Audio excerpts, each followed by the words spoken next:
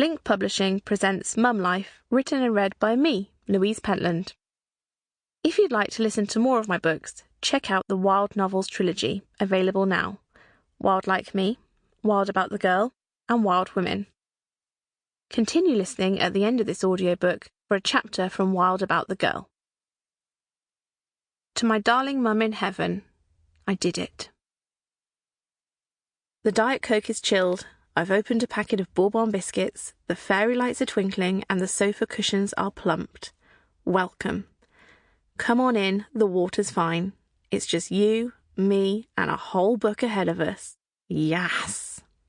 Thanks so much for choosing to join me. I can't wait to share my story with you. I could just skip this introduction chapter and crack straight on, but first impressions count, don't they?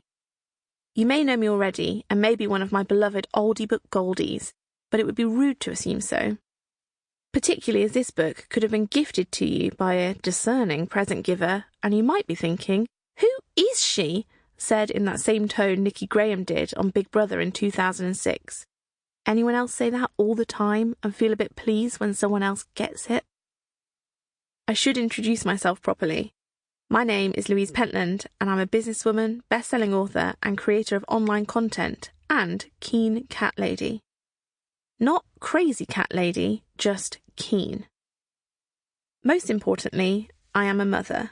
That's the only title I have ever really wanted. Well, except maybe princess too. Being a mummy was my main goal of adulthood. Goodness knows why, because, as you will learn, I did not have the sort of blissful fairy tale upbringing that would make me think, this is all so brilliant, I must repeat it as soon as I am a grown-up. The opposite, in fact. I had a sad, difficult childhood, and when longed-for first-time motherhood came, it was very far from what I expected. Don't worry, though. I promise this story isn't all doom and gloom. Admittedly, it does have heartbreak, death, betrayal, divorce, and depression, but it also has love, hope, trust, hilarity, sass, and sex. Ooh, So, something for everyone. Did I mention the sex? Let me tell you, I kissed all the frogs. Dad, I hope you're not listening to this. This book has been sitting around my dusty subconscious and journals for years. From the early days of my blog, Sprinkle of Glitter, one of the things I loved to write about most was being a mummy. This developed with my progression into vlogging, and I found a safe place to talk about the highs and lows of being a mum. I could lend a sympathetic ear to others, ask for advice in return, and, for all the positive life experience I could share, there were always the fails to report back on too. I became the #1 parenting vlogger in the country, which is a lovely accolade to have, but it makes it sound like I know what I'm talking about. Let me just say, right now, I don't. I'm not a parenting expert in any way. I'm just a woman who pushed 2 humans out of her nether regions and shared it with the world. It's both marvellous and terrifying that you can make a career out of that these days. Yeep.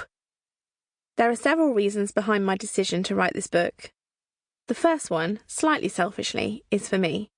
Finally, from a place of happiness and safety, I have looked my life full in the face, laid bare my childhood, and investigated what motherhood means to me.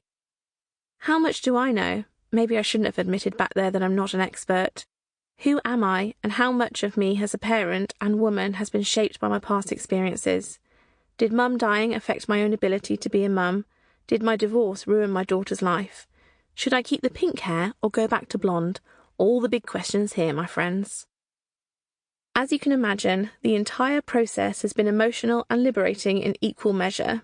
There were days when I couldn't face the chapter I was working on, questioned my motivation to share my story, and struggled to find the words to articulate what was all stored up in my head. A lot of the rubbish bits of my life, as a coping measure I guess, have all been scrunched up into little boxes and tucked away right at the very back.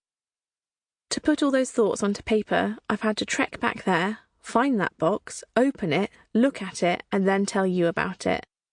Sometimes that's been really lovely, but often it's been quite brutal. There's a reason those things were packed away so tight. There were also days when I laughed a lot as I was writing, thought about my lovely mum, my glorious girls, and my dependency on rude words. Honestly, I think the biggest challenge here has been to find other words. Sample complete. Ready to continue?